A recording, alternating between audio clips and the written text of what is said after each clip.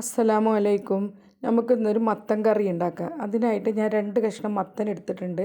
2 തക്കാളി, 4 പച്ചമുളക്, ഒരു 5-6 അല്ലി ചെറിയുള്ളി, 2 തണ്ട് കറിവേപ്പില, അരമുറി തേങ്ങ. നമുക്ക് മത്തനെല്ലാം നന്നായി ചെറുതായിട്ട് മുറിച്ചിട്ടുണ്ട്. തക്കാളിയൊക്കെ മുറിച്ചിട്ടുണ്ട്. ഇനി നമുക്കൊരു ചട്ടി നന്നായിട്ട് കഴുകി വൃത്തിയാക്കിയിട്ട് അതിലേക്ക് ഇട്ട് കൊടുക്കാം.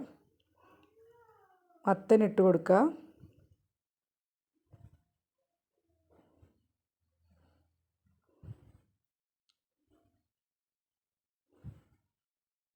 നാല് പച്ചമുളക് ചതച്ചതാണത്, അതും ഇട്ട് കൊടുക്കുക. പിന്നെ 5-6 ചെറിയുള്ളി ചതച്ചത് അതും ഇട്ട് കൊടുത്ത്, ചെറിയ 2 തക്കാളി മുറിച്ചത് ഇട്ട് കൊടുത്ത്, ഒരു 3 തണ്ട് കറിവേപ്പില ഇട്ട് കൊടുത്ത്,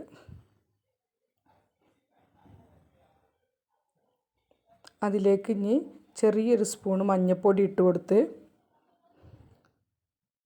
ഒരു സ്പൂൺ ഉപ്പ് ഇട്ട് കൊടുത്ത്, ഇനി അതിലേക്ക് 1 കപ്പ് വെള്ളം ഒഴിച്ച് കൊടുക്കണം. വെള്ളം ഒഴിച്ച് കൊടുത്ത് ഒന്ന് ഇളക്കി കൊടുക്കണം. കറിവേപ്പിലയുടെ തണ്ടൊന്നും എടുത്ത് കളയണം.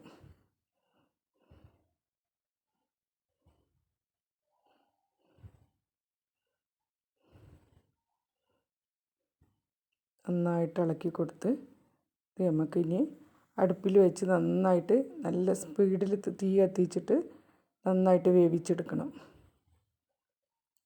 നന്നായിട്ട് അരമുറി തേങ്ങ നന്നായിട്ട് അരച്ചെടുക്കുക. അപ്പോഴേക്ക് നമുക്ക് മത്തൻ വെന്തിട്ടുണ്ടാവും. ഇതാ മത്തൻ നന്നായിട്ട് വെന്തിട്ടുണ്ട്. ഇനി നമുക്കിതിലേക്ക് തേങ്ങ അരച്ചത് ഒഴിച്ച് കൊടുക്കുക. തേങ്ങ അരക്കുമ്പോൾ അതിൽ ജീരകം, ഉള്ളി ഒന്നും ചേർക്കില്ല. തേങ്ങ മാത്രം അരച്ചൊഴിക്കണം. അരച്ച് നന്നായിട്ട് ഒഴിച്ചിട്ടുണ്ട്. ഇനി അതിലേക്ക് 1/2 ഗ്ലാസ് വെള്ളം കൂടി മിക്സിയിലേക്ക് ഒഴിച്ചിട്ട് മിക്സി ഒന്ന് ചുഴറ്റിയിട്ട് അതും കൂടെ ഒന്ന് ഒഴിച്ച് കൊടുക്കണം. അപ്പോൾ വെള്ളമൊക്കെ പാകമായി.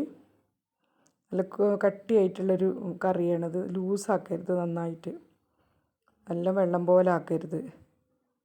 ഇനി ഒന്ന് തുള്ളിയിട്ടുണ്ടെങ്കിൽ നമുക്കിത് ഓഫാക്കണം. തീ ഓഫ് ചെയ്യണം. ഓഫ് ചെയ്ത് ഇനി നമുക്ക് ഇറക്കി വെക്കാം. ഇതിലേക്ക് നമുക്കൊരു ഫ്രൈ പാൻ വെച്ച് കൊടുത്ത് അതിലേക്ക് നമ്മൾ 2 സ്പൂണ് വെളിച്ചെണ്ണ ഒഴിച്ച് കൊടുക്കണം.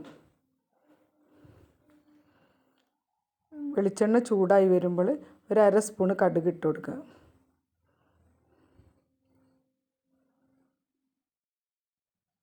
കടുകെല്ലാം പൊട്ടിക്കഴിഞ്ഞ് ഇനി അതിലേക്ക് 2 ചെറിയുള്ളി ചെറുതായിട്ട് മുറിച്ചതിട്ട് കൊടുക്കുക.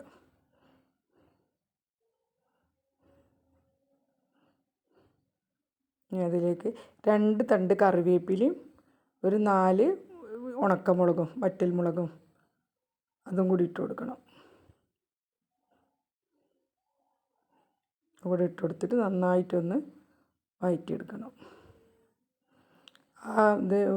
ചെറിയുള്ളിയൊക്കെ ഒന്ന് ബ്രൗൺ നിറമായാൽ നമുക്ക് ഈ കറിയിൽ ഒഴിച്ച് കൊടുക്കാം.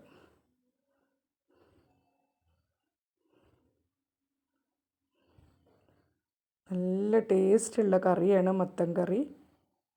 ചോറിലൊക്കെ കൂട്ടാൻ നല്ല രസമാണ് മത്തൻ കറി. എല്ലാവരും ഉണ്ടാക്കി നോക്കണം. നല്ല കറിയാണ്. ഇൻഷാ അല്ലാ ഇനി മറ്റൊരു വീഡിയോയുമായിട്ട് ഇനി വീണ്ടും വരാം.